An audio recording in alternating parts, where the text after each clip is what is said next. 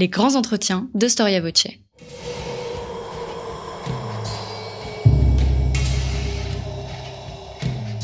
Une émission de la rédaction de Storia Voce.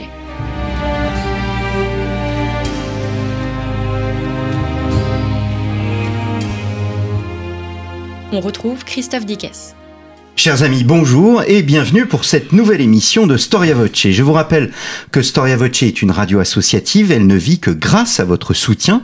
Si vous pouvez nous aider, rendez-vous dans notre rubrique Soutenez Storia Voce depuis la page d'accueil de notre site internet storiavoce.com.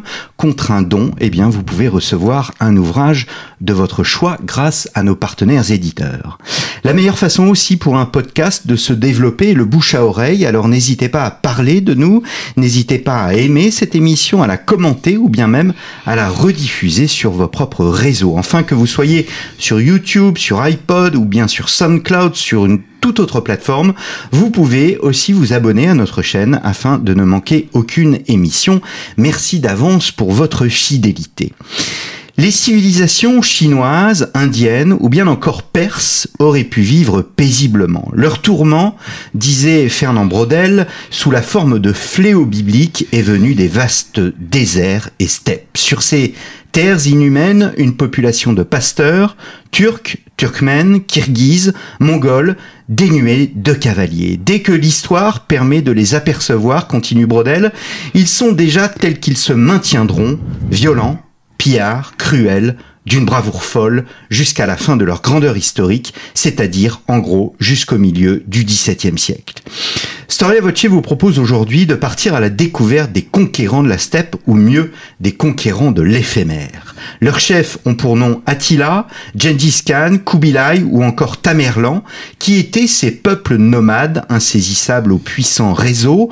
Comment construisaient-ils leur légitimité sur les terres conquises? Quel rôle ont-ils joué dans l'histoire géopolitique des grands ensembles civilisationnels? L'extrême-orient, bien sûr, mais aussi l'Orient, jusqu'à l'Occident. Bref, comment définir cet empire ou ces empires de 1000 ans, ces empires qui n'ont rien de commun avec nos perceptions politiques? C'est ce que nous allons voir avec Arnaud Blin. Arnaud Blin, bonjour. Bonjour. Merci d'avoir répondu à notre invitation. Vous êtes historien des conflits. Dans une autre vie professionnelle, nous étions rencontrés, vous et moi, pour évoquer un des traités les plus importants, les traités les plus importants de l'histoire moderne, à savoir les traités de Westphalie et de Münster. Et vous venez de publier aux éditions Passé Composé Les conquérants de la steppe d'Attila au Khanat de Crimée, 5e, 18e siècle. Arnaud Blin, il y a d'abord cette expression, celle d'empire des steppes qu'on entend très souvent,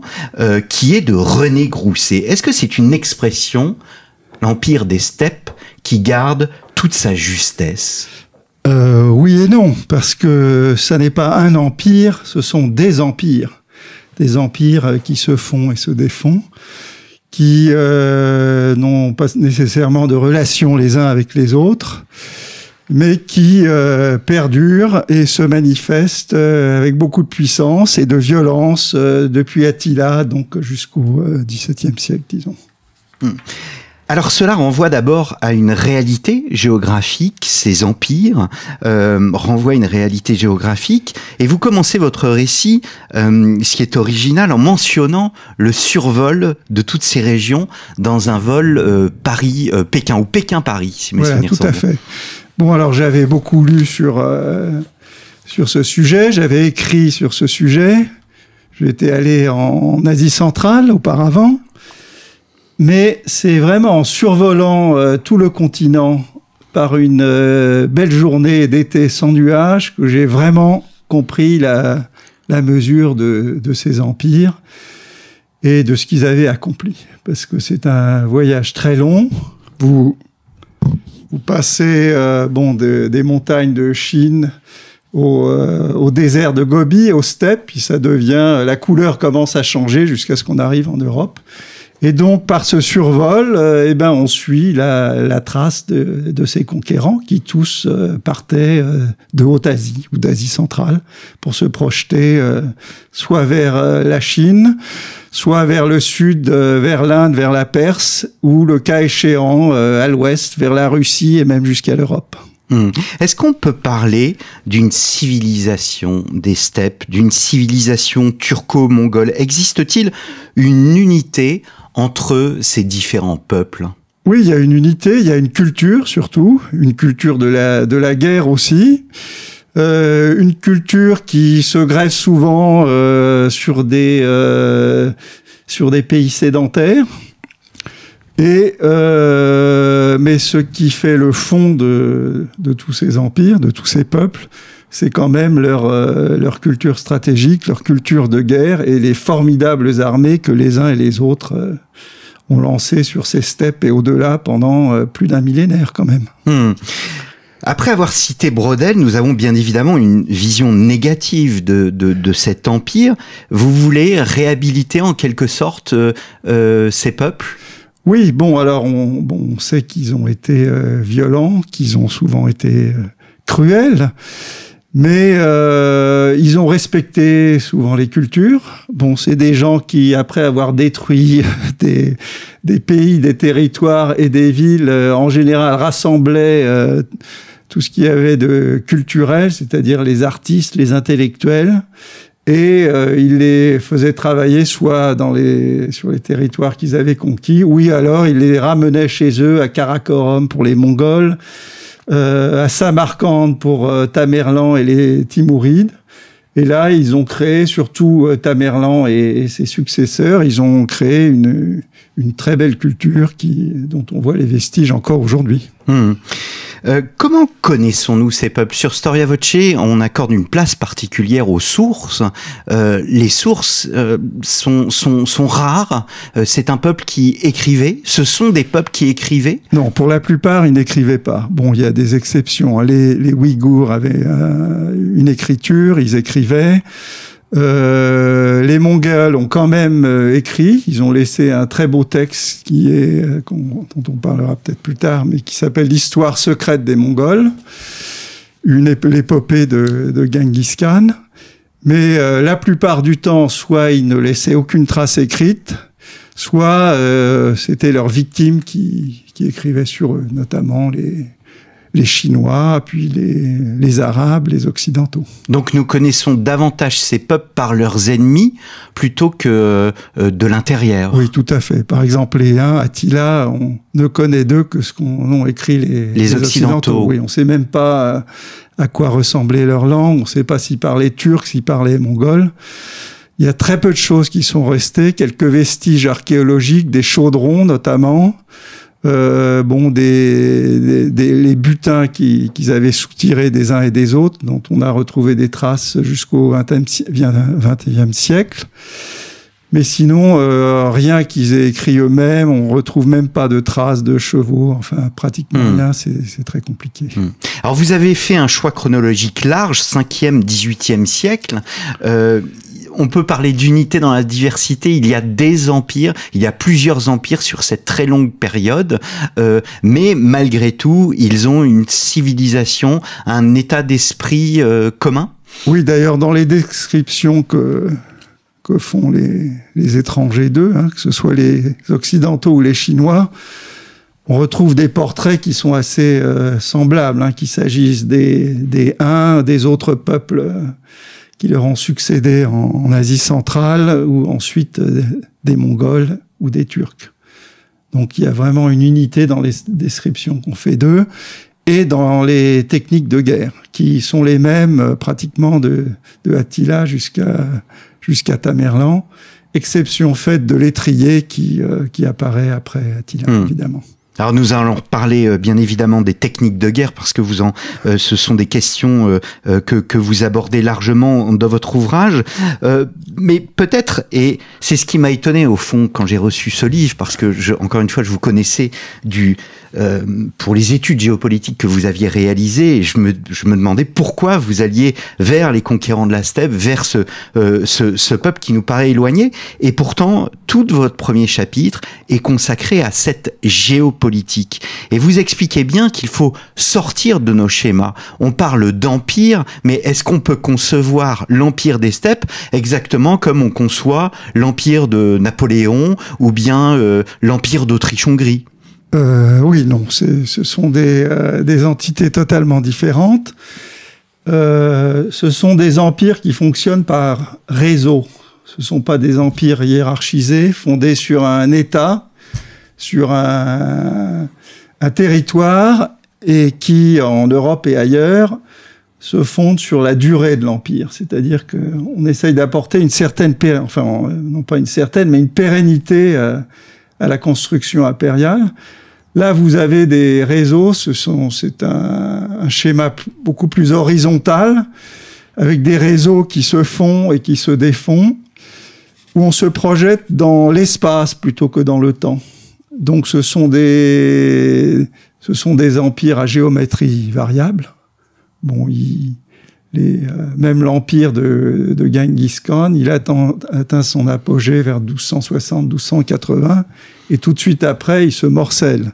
L'empire de Tamerlan, qui était un empire immense, lui, il se défaisait à la mesure des conquêtes de Tamerlan, qui allait conquérir, et qui repartait, et qui laissait ça libre.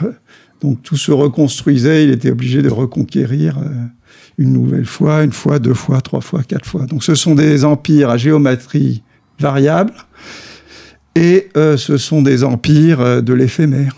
Des empires de l'éphémère que je citais, c'est une expression que j'ai tirée d'une de vos sous-parties. Pour bien se représenter au fond cette horizontalité, vous faites une comparaison osée, c'est-à-dire que vous comparez ces empires des steppes aux géants du web aujourd'hui, que sont Facebook, Google, etc. Oui, tout à fait, parce que bon, vous avez l'aspect réseau. Ils se construisent à partir de réseaux, de petits regroupements, où à partir d'un petit noyau central, on voit ça avec Attila, avec Genghis Khan, Tamerlan, etc. Vous arrivez à conquérir et à regrouper d'autres tribus. Le noyau augmente et après ça gonfle et vous vous projetez vers l'extérieur. Et le tout est tenu par une toute petite élite, un peu comme les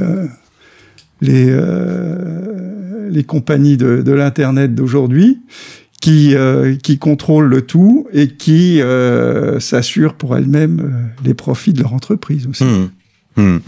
Alors, la Chine, l'Inde, la Perse, que je citais au début de cette émission, ont été frappées, moins l'Occident. Pourquoi l'Occident est-elle moins frappé, alors que, évidemment, on se représente ce qu'a pu faire Attila au 5e? Alors, d'une part, l'Occident est plus loin, quand même, parce que, bon, avec Genghis Khan, avec Tamerlan, on part de Mongolie ou d'Asie centrale, donc c'est beaucoup plus loin. On connaît mieux tous ces pays urbains que sont la Chine ou la Perse, qu'on convoite. Les guerriers des steppes connaissent mal ou pratiquement pas l'Occident. L'Occident, à l'époque, est quand même beaucoup plus pauvre que la Chine, que la Perse. Donc on est moins intéressé. Ce qui les intéresse finalement, aussi bien Genghis Khan et ses descendants que Tamerlan, c'est le commerce qu'ils pourraient effectuer avec l'Occident. Ça les intéresse. La conquête les intéresse moins, bien que par 2 fois, ils se projettent, je parle des Mongols, ils se projettent en Occident. Et là, le hasard sauve l'Occident finalement, puisque lorsque les troupes mongoles arrivent en Pologne et en Hongrie, où elles écrasent ces 2 armées en l'espace de 48 heures, le grand Khan meurt et toutes les troupes retournent vers la Mongolie et sauvent ainsi l'Occident. Alors, est-ce que la steppe est la cause de l'affaiblissement des États sédentaires ou bien la conséquence? Les États sédentaires que sont la Chine, l'Inde, la Perse et bien évidemment l'Occident lui-même. C'est au départ la cause, comme le dit d'ailleurs Braudel, que vous venez de citer, puisque c'est de la steppe que se projettent toutes ces armées qui soit affaiblissent, soit conquièrent, mais au bout du compte, sur le long terme, je dirais, renforcent aussi ces pays. Bon, Kubilai parvient à faire l'unité de la Chine. C'est-à-dire ensuite se débarrasse au bout d'un siècle des Mongols, et bon, ça... L'importance de Kubilai et des Mongols dans l'histoire de la Chine est considérable. C'est-à-dire que vous insistez beaucoup dans votre livre, au fond, en dépit du fait que c'est un peuple qui n'arrive pas à créer un État, eh bien, c'est un peuple qui a un effet perturbateur sur ses ennemis, voire, paradoxalement, un effet stabilisateur. C'est-à-dire qu'il oblige ses États à se défendre. Voilà, et donc à prendre conscience de ce qu'ils sont. Voilà, tout à fait. Et en plus, bon... ils leur fournissent aussi une élite militaire qui assure leur sécurité. C'est le cas des empires turcs qui se greffent aux empires arabo-musulmans et qui, à une époque où les empires arabo-musulmans sont en perte de vitesse, leur assure une sécurité sur plusieurs siècles, finalement. Je voudrais ouvrir une parenthèse par rapport à ce que vous disiez à propos de l'Occident. Vous parliez de commerce. Est-ce à dire que, un peu comme l'Empire romain, ou bien l'Empire, je citais tout à l'heure, l'Empire austro-hongrois, est-ce que se mettent en place des circuits commerciaux, ou est-ce que là aussi, au même titre qu'ils n'arrivent pas à fonder des États verticaux, parce qu'on est en face d'empires horizontaux, eh bien, au même titre qu'ils n'arrivent pas à créer des empires verticaux, eh bien, ils n'arrivent pas à développer des liens commerciaux. Oui, parce que, bon, Tamerlan, par exemple, pour ne citer que lui, il entame des pourparlers avec certains chefs d'État occidentaux, notamment en France et en Angleterre, mais quelques années plus tard, bon, il meurt et, bon, son fils essaye de continuer, mais la chose ne se fait pas. Par ailleurs, je ne suis pas sûr que les Occidentaux eux-mêmes étaient si intéressés que ça à développer le commerce. Avec ces hommes, oui. Oui, eux, ils cherchaient autre chose. Ils cherchaient à les convertir. Et pendant les croisades, c'est-à-dire à l'époque mongole, ils espéraient trouver un allié de circonstance. Contre les musulmans. Oui, vous citez à plusieurs reprises dans votre livre Gabriel Martinez-Gros, et Gabriel Martinez-Gros montre que les Arabes, au fond, étaient plus soucieux des Mongols que de l'Occident et des croisades. Oui, bah, ils avaient raison, parce que les Mongols étaient beaucoup plus puissants, dangereux beaucoup plus dangereux. Ouais. Alors, je reviens sur ces peuples en eux-mêmes. Qui sont-ils? Qui sont ces hommes des steppes? Est-ce que démographiquement, tout d'abord, nous avons une idée de leur importance? Non, on n'a pas de chiffres fiables. On sait que c'était des peuples parsemés, enfin, c'est un gros espace. Et quand vous aviez un fédérateur, bon, bah, il fédérait des hommes sur ou des peuples sur des milliers de kilomètres.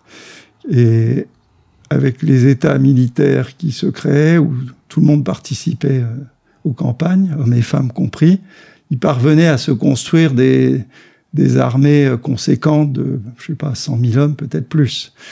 Mais au-delà de ça, démographiquement, ils avaient un très lourd handicap par rapport aux autres peuples sédentaires comme la Chine, l'Inde, la Perse. Donc le problème démographique était leur gros problème finalement. Oui. Est-ce que nous savons très exactement d'où ils viennent ethniquement? Non, il y a beaucoup de théories là-dessus. Bon, on sait qu'ils viennent de la chaîne de l'Altaï, donc en Haute-Asie, autour de la Mongolie, de l'Asie centrale aussi. Les Mongols, par exemple, étaient des peuples forestiers qui ont émigré vers la steppe. La distinction entre Turcs et Mongols, c'est une distinction linguistique surtout. Vous avez aussi les Tungus qui parlent une langue proche, mais qui n'est ni le mongol ni le turc. Et pour certains d'entre eux, comme les Huns, on ne sait pas du tout... on ne sait pas d'où ils viennent. On ne sait pas s'ils étaient turcs, s'ils étaient mongols. Et bon, il y avait beaucoup plus de Turcs que de Mongols. Les Mongols, c'était une minorité parmi ces peuples, longtemps méprisés par les Turcs. Et donc, mais tous viennent du même endroit, c'est-à-dire de cette poche steppique de l'Altaï. Qu'est-ce qu'on sait exactement de leur culture ? On connaît un peu leur religion. Ce sont des chamans. Ils ont un dieu, Tengri. C'est un peuple très religieux. La place de la religion est aussi importante que celle... je vais reciter l'Empire romain, mais ça pourrait être oui, la religion Grèce. est importante, mais enfin, on n'est pas dans les religions monothéistes. Donc, souvent, quand ils ont été en contact avec des religions monothéistes, que ce soit les chrétiens, les zoroastriens, l'islam, les manichéens, etc., souvent, ces religions se sont implantées, je ne sais pas si j'ai cité l'islam bien sûr, ces religions se sont implantées relativement facilement dans ces zones. C'est-à-dire qu'ils ont une capacité d'absorption des autres religions ? Oui. Mais les Mongols eux-mêmes ont résisté, ont gardé leur propre religion avant de se convertir, certains d'entre eux, au bouddhisme. Et alors, autre aspect de la culture, ce n'est pas un peuple, j'allais dire, agricole, ce n'est pas un peuple qui cultive la terre, c'est un peuple qui est toujours en mouvement. Oui, c'est un peuple de pasteurs. De pasteurs, oui. Où l'animal a une importance capitale dans la vie économique et dans la culture. Vous montrez bien que les études scientifiques, notamment sur les dentitions, etc., ont permis de connaître leur alimentation. Oui, ça c'est intéressant. Alors c'est des nouvelles découvertes avec des sciences qu'on n'utilisait pas auparavant pour étudier ces peuples, qui montrent qu'ils avaient que leur nourriture était basée en grande partie sur le lait, alors que les descriptions que nous en faisaient les auteurs contemporains parlaient surtout de la viande qui faisait cuire sur leur sel, une image qu'on connaît tous. Donc ils étaient très dépendants du lait, et le lait provenait de toutes sortes d'animaux, des chevaux, vaches, chèvres, etc. Et ça leur permettait d'avoir une logistique extrêmement favorable à la projection de leurs armées sur des distances extrêmement longues.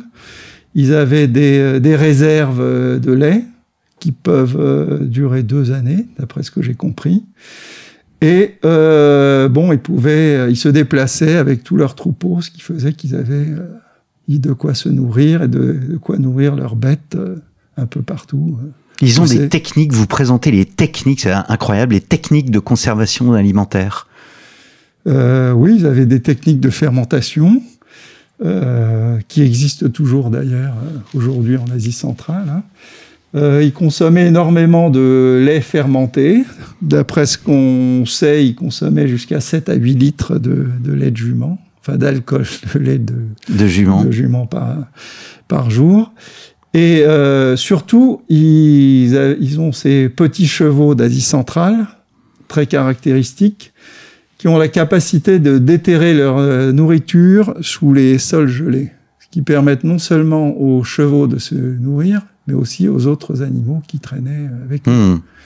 Donc ça, c'était très important. Ils avaient une capacité logistique qu'aucune autre armée au monde n'a jamais possédée, finalement. Alors, le cheval est au centre de cette civilisation ? Oui, c'est vraiment... le cheval, c'est tout. C'est ce qui permet de se déplacer, on le consomme, on consomme le lait.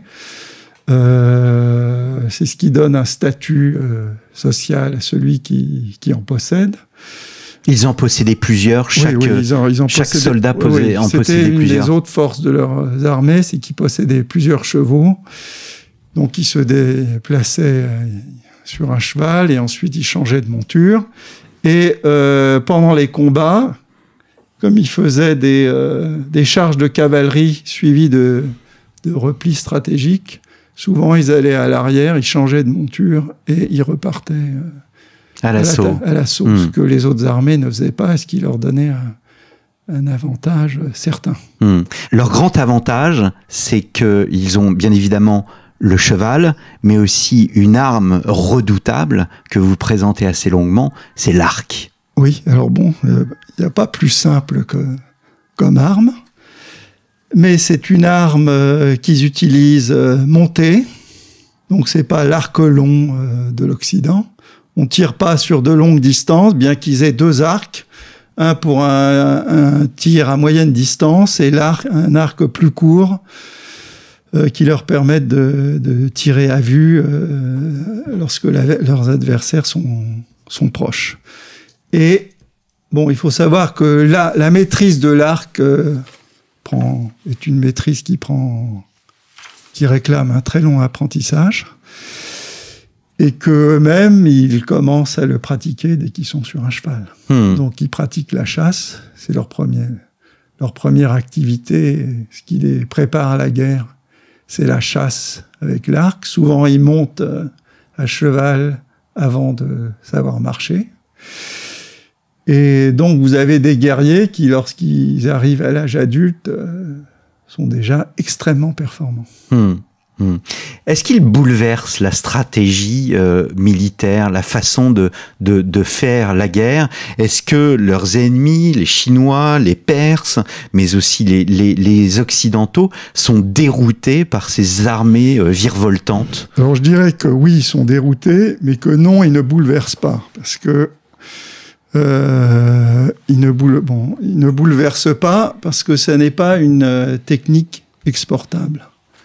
Aussi bien d'un point de vue culturel que géographique, une armée d'Occident ou une armée chinoise ne peut pas imiter cette armée. C'est pas comme avec Napoléon, au bout de quelques années... tout le monde copie Napoléon. Voilà, tout le monde copie Napoléon, et bon, il a beaucoup plus de mal. Là, vous formez pas des cavaliers archers en quelques années. Vous pouvez pas projeter ces armées de plusieurs dizaines de milliers d'hommes dans les forêts ou les montagnes occidentales.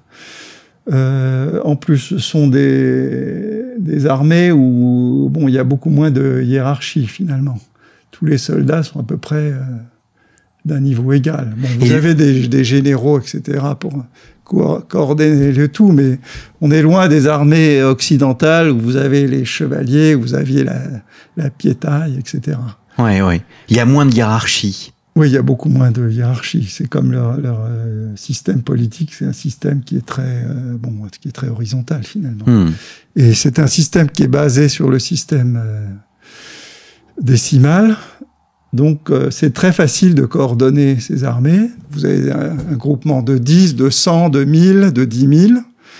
Et ça leur donne une flexibilité bien supérieure aux autres armées. Ça leur permet de concentrer leurs forces comme aucune autre armée. Ça leur permet de se déplacer beaucoup plus facilement. Donc, ils ont des avantages dans absolument tous les domaines. Aussi bien tactiques que stratégique, que opérationnel, que logistique. Évidemment, ils n'inventent pas beaucoup en termes de technologie de guerre, puisque l'arc, c'est l'arme militaire réduite à sa plus simple expression. Mais ils œuvrent à une époque où la technologie militaire n'a pas l'importance qu'elle aura après eux. Alors, au fond, ce sont des hommes qui sont puissants à vaincre, mais ils sont impuissants à devenir des maîtres. Oui, tout à fait, parce qu'ils n'ont pas la culture politique des peuples qu'ils conquièrent. Ils sont quand même très intéressés par la conquête, beaucoup moins par la gestion. Ils sont peu nombreux, donc ils sont obligés de se reposer sur les peuples qu'ils ont vaincus, finalement, puisque quand ils conquièrent des territoires, ils mettent en place des potentats locaux qui, dès qu'ils ont le dos tourné, reprennent leur pouvoir et leurs vieilles habitudes. Donc c'est pour ça aussi qu'ils sont tout le temps obligés de reconquérir. Alors les Mongols parviendront à avoir un empire ou des empires qui durent un peu plus longtemps, mais parce qu'ils se fragmentent. Donc finalement, la fragmentation de l'empire mongol après Genghis Khan, enfin quelques décennies après Genghis Khan, elle signale la fin du grand empire mongol, mais elle permet à des empires plus petits de perdurer dans le temps aussi. Est-ce qu'on peut dire, alors vous allez trouver cette réflexion osée, qu'au fond, ce n'est pas un peuple de penseurs politiques, il n'y a pas de penseurs politiques comme il y a des penseurs politiques dans la Grèce antique, dans l'époque romaine. En revanche, au fond, ce sont des hommes de terrain et qui connaissent parfaitement ce terrain et qui ont une capacité de mouvement que ne possède aucun autre peuple. Oui, tout à fait. Alors, ce sont pas des théoriciens dans la mesure où ils n'écrivent pas de traités politiques oui. Ou stratégiques ou militaires. Oui. Mais bon, quand on étudie de près leurs campagnes, on voit que leurs stratèges étaient extrêmement intelligents, extrêmement astucieux, très expérimentés, que les campagnes se préparaient minutieusement, qui pensaient vraiment à tout, depuis la logistique, la stratégie, ils étudiaient leurs adversaires, ils avaient un renseignement de tout premier plan, et stratégiquement s'entend, je pense que ce sont des armées qui avaient un niveau au moins égal aux meilleures armées qui ont pu exister. Dans le monde, oui. Oui, aussi bien la Légion romaine que la grande armée de Napoléon. C'est très similaire, en fait, à l'armée de Napoléon, si on y réfléchit. Alors, parfois, ils tentent de créer un État, vous le montrez à travers Genghis Khan, et pour créer un État, on recherche toujours ce qu'on appellerait un mythe fondateur. Il essaie de trouver ce mythe fondateur. Et il le trouve. Le mythe fondateur, c'est lui, finalement. C'est-à-dire le conquérant universel. Et c'est un mythe qui va perdurer... jusqu'à la fin des derniers petits khanats issus des Mongols.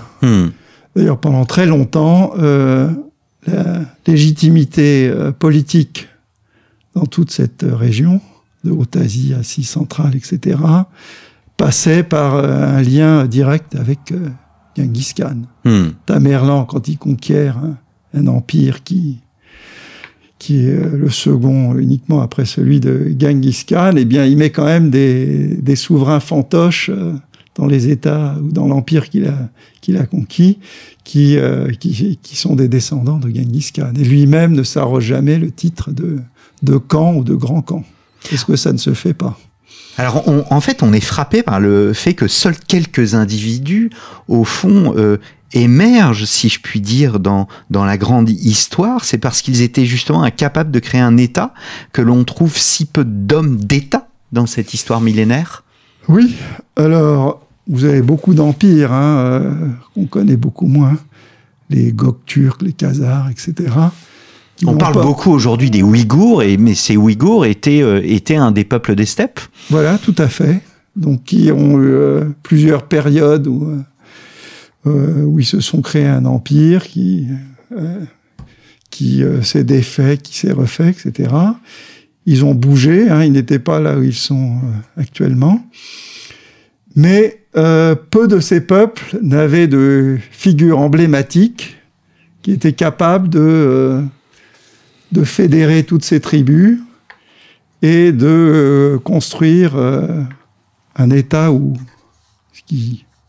des entités proches d'un État qui pouvaient perdurer un tant soit peu dans le temps. Alors, à vous entendre, depuis le début de cette émission, on voit un peuple fort, on voit un peuple capable de bouger très rapidement. On ne voit pas un peuple féminin. Or, vous montrez que c'est un peuple qui donne toute sa place à la femme. Oui, tout à fait. Alors, sur le plan politique, notamment chez les Mongols, mais pas uniquement chez les Mongols, mais c'est beaucoup plus prononcé chez eux, ce sont les femmes qui gèrent l'Empire, quand les hommes partent à la conquête. Ça commence avec la femme de Genghis Khan, une femme remarquable, Borté. Ce sont les filles ou leurs filles, et ce sont les femmes des fils de Genghis Khan qui vont décider d'ailleurs de qui va gouverner l'Empire, qui va succéder au khan, et ce sont d'elles qui font les rois et les princes et les empereurs, finalement. Donc elles ont peut-être une place beaucoup plus importante que dans beaucoup de civilisations, de civilisations ou d'empires. Oui, surtout à cette époque. Et elles accompagnent. Là, je parle du pouvoir, du noyau central du pouvoir. Mais sinon, les femmes accompagnent les soldats, et parfois elles participent elles-mêmes en tant que soldats aux campagnes. D'ailleurs, quand les Occidentaux arrivent en Occident, ils sont absolument ébahis par le fait que vous avez des femmes qui sont à cheval au sein des armées, tout aussi valeureuses que les hommes.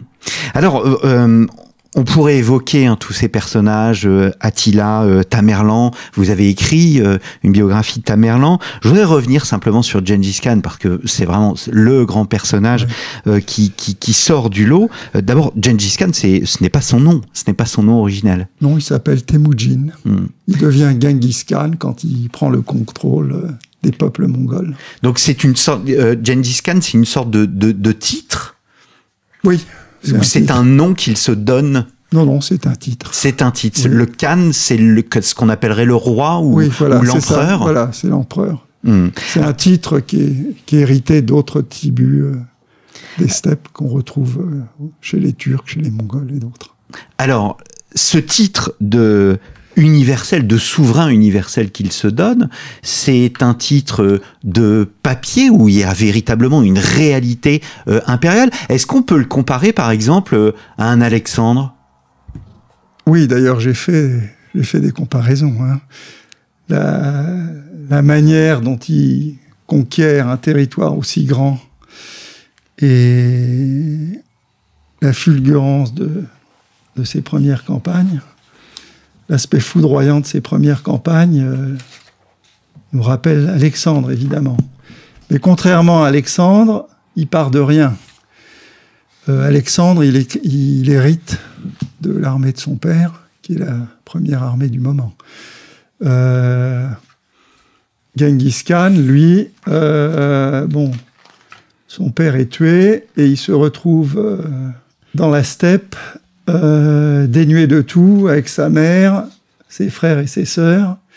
Dans des années, il survit de rien. Ensuite, il travaille comme mercenaire au sein de petits potentats locaux. Et peu à peu, il prend le pouvoir.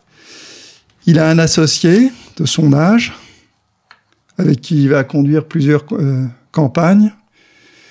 Et à un moment, les deux deviennent adversaires, et c'est Genghis Khan qui prend le dessus et qui tue son ami d'enfance. Parce que le pouvoir dans ces zones-là ne se partage pas. Ça ne se partage pas. Nous avons oublié de le dire, nous sommes à cheval, si je puis dire, nous sommes à cheval sur le XIIe et le XIIIe siècle. Voilà, c'est ça. C'est-à-dire qu'il commence à monter en puissance à la fin du XIIe siècle, et il élimine son rival au début du siècle, et il organise son premier conseil, son Kurultai, comme les appellent les Mongols, en 1206. Et c'est vraiment la période où il a réussi à fédérer les peuples mongols et où il va partir à la conquête du reste du monde. Mais contrairement aux autres empires qu'il y a eu auparavant, qui tous ont jeté leur dévolu sur la Chine et s'y sont cassés les dents, lui décide de préparer ses arrières, de conquérir d'autres territoires afin d'asseoir sa puissance de telle manière à ce qu'il puisse conquérir la Chine sans perdre le reste. Donc il est le premier à faire ça.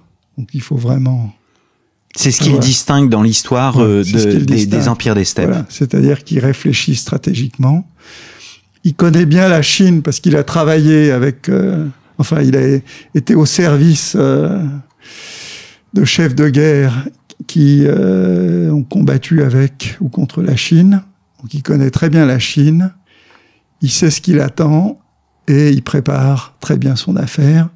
D'ailleurs, la conquête de la Chine s'étendra sur plusieurs décennies. Il a une capitale, Karakorum. Alors, c'est pas encore une capitale, ce sont ses descendants qui vont créer Ce sont les descendants qui vont créer la capitale à Karakorum. Bon, ça fait que vous avez un territoire central d'où partent toutes les campagnes. C'est aussi ce qui distingue les Mongols. C'est un peuple nomade, mais qui a une base. Mais est-ce que pour le coup, il l'aurait ou il a eu, comme dans l'histoire de beaucoup d'empires, on a fait toute une série sur l'Empire assyrien, où on sait ce que l'Empire assyrien a donné à l'architecture, à la sculpture, à la religion aussi. Est-ce que Karakorum constitue un pôle, on va dire culturel, révélateur de ce qu'a été cette civilisation des steppes? Non, pas du tout. Karakorum a disparu. Il y a eu un monastère qui a été construit à l'emplacement de Karakorum. Bon, aujourd'hui, vous avez des fouilles archéologiques, mais Karakorum, c'est pratiquement rien au milieu de la steppe. Donc, rien à voir avec les autres les grands espaces de civilisation. Voilà. Et vous avez Pékin, où là, l'empreinte de Kubilai est quand même là. Et plus importante? Oui. Oui, là, elle est présente. Alors, mais c'est plus la Mongolie. C'est plus la Mongolie. Ouais. Nous arrivons peu à peu, Arnaud Blin, au terme de cette émission. Alors, encore une fois, il y a tellement de choses à dire, parce que vos limites chronologiques sont très importantes. 5e, 18e siècle. Nous avons vu l'importance du cheval, nous avons vu l'importance de l'arc. Est-ce que c'est l'arrivée du feu dans les armées qui, au fond, en vous lisant, j'ai un peu pensé à cette armée polonaise en 1939 qui faisait la guerre à cheval contre les tanks. Est-ce qu'on peut comparer, au fond, cette défaite des empires des steppes face au feu et à la technique? Alors je dirais non, parce que ce qui cause la défaite ou la chute des empires nomades, c'est vraiment la fragmentation et l'incapacité à s'entendre et les crises de succession. Tout au plus, l'arrivée du feu a empêché certains de ces empires, ou de ces anciens empires, de ces khanats à l'époque, éventuellement de se reconstituer. Mais on a vu avec Nadir Shah au début du XVIIIe siècle, un persan qu'on pouvait tout à fait allier et très efficacement les techniques des steppes du combat à cheval avec l'arme à feu. Donc, si l'arme à feu était apparue alors que ces armées, ces peuples étaient encore puissants, je pense qu'ils auraient très bien su intégrer l'usage de l'arme à feu. Alors, vous êtes très proche de Gérard Chaliand et vous terminez votre livre par une citation de Gérard Chaliand. Dans la durée, aucune ère n'a eu l'importance militaire de la steppe eurasiatique dont les vagues nomades des Scythes aux Mongols ont affecté le monde antique et médiéval. Et c'est ce qui ressort au fond de votre livre, c'est que certes, on a du mal à saisir cet empire dans sa réalité culturelle, dans sa nature, son incapacité à créer l'État. En revanche, on voit toutes les conséquences que ces empires ont eues sur les civilisations et sur leur devenir. Oui, parce que, bon, d'une part, ça dure très longtemps quand même. C'est 1000 années, pratiquement ininterrompues, et ça touche toutes les grandes civilisations d'Eurasie. Moins l'Occident. Mais, la Chine est toujours en première ligne, la Perse, l'Inde, le Moyen-Orient. Donc, hormis la Méditerranée, tout tous ces pays sont affectés par les Mongols, et pendant très longtemps.